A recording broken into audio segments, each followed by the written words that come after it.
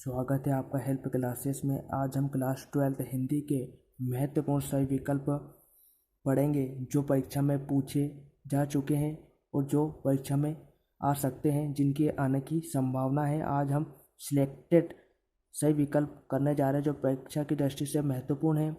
हमने ऐसे क्वेश्चन भी आज इस वीडियो में शामिल किए हैं जो बोर्ड एग्ज़ाम में पूछे जा चुके हैं और ऐसे क्वेश्चन भी है जिनसे आप अपनी तैयारी को बेहतर कर सकते हैं। तो वीडियो शुरू करते हैं।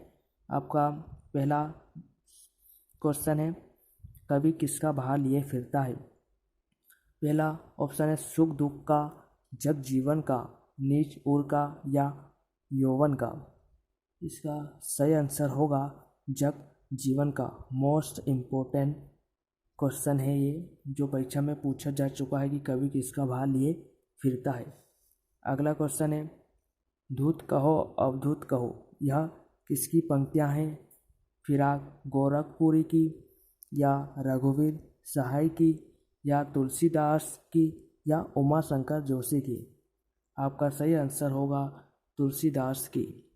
आपको ऐसी पंक्तियां दी जा सकती है परीक्षा में और उनके कवि के बारे में पूछा जा सकता है कि यह पंक्ति किसकी है या इस पंक्ति के लेखक कौन है, यह कौन से पाठ में है या किससे कौन से पाठ से ली गई है, यह आपसे पूछा जा सकता है।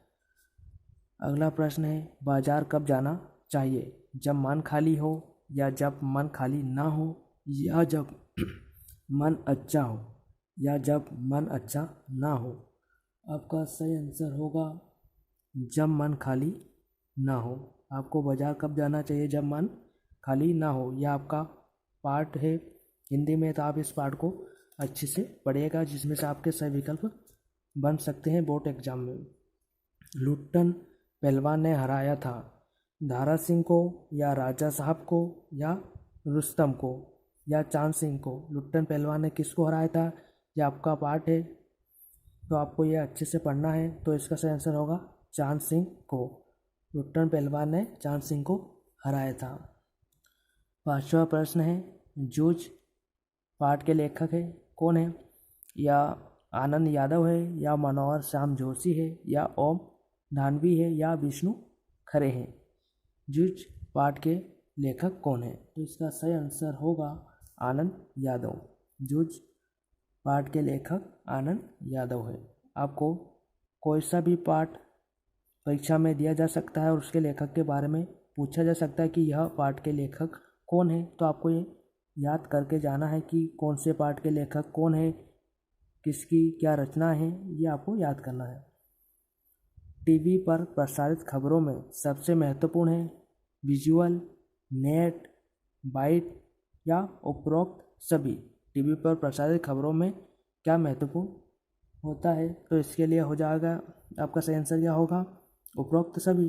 टीवी प्रसारित खबरों के लिए विजुअल भी होना, नेट भी चाहिए और वाइड भी, तो इसका सही आंसर होगा उपरोक्त सभी। अगला प्रश्न है, निबंध बाजार दर्शन में पैसे को कहा गया है। हाथ का मेल है, शैतान का जाल है, चका चौंध है या पावर है। पैसे को क्या कहा गया है बाजार दर्शन में, तो इसका सही आंसर होगा पावर है। ठीक है।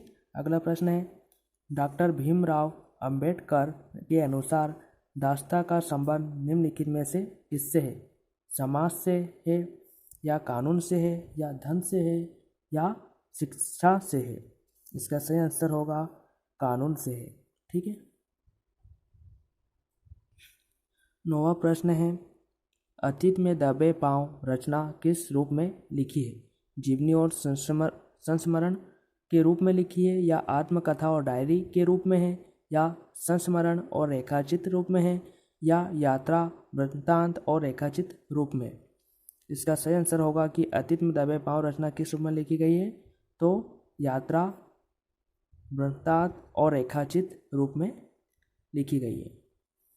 अगला प्रश्न है, रेडियो नाटकों में निम्नलिखित में से क्या महत्वपूर्ण है। संवाद, ध्वनि प्रभाव, मंच सज्जा। क्या महत्वपूर्ण है रेडियो नाटकों में, तो इसमें दोनों। पहला संवाद और ध्वनि प्रभाव दोनों ही महत्वपूर्ण है। अगला प्रश्न है और यह आज का आखिरी प्रश्न है। संपूर्ण समाज को गरीबी ने घेर रखा है। किस रूप में घेर रखा है गरीबी ने समाज को? रावण रूप में, ताड़का रूप में, पिशाच रूप में या सुरसा रूप में समाज को गरीबी ने किस रूप में घेर रखा है? इसका सही आंसर होगा रावण रूप में। तो ये थे आज के हमारे इम्पोर्टेंट ऑब्जेक्टिव क्वेश्चन। इसमें से अधिकतर क्वेश्चन हमने वही शामिल किए हैं जो परीक्षा में पूछे जा चुके हैं, और ऐसे क्वेश्चन भी हमने शामिल किए हैं जो परीक्षा में आ सकते हैं। आप इनको अच्छे से रिवाइज कीजिएगा और अपने हिंदी में जो पाठ है उनको अच्छे से पढ़िएगा कि किस पाठ के लेखक कौन है, किस लेखक की क्या रचना है, ये आपको अच्छे से याद करना है। तो आज की वीडियो में इतना ही, मिलते हैं अगली वीडियो में। धन्यवाद।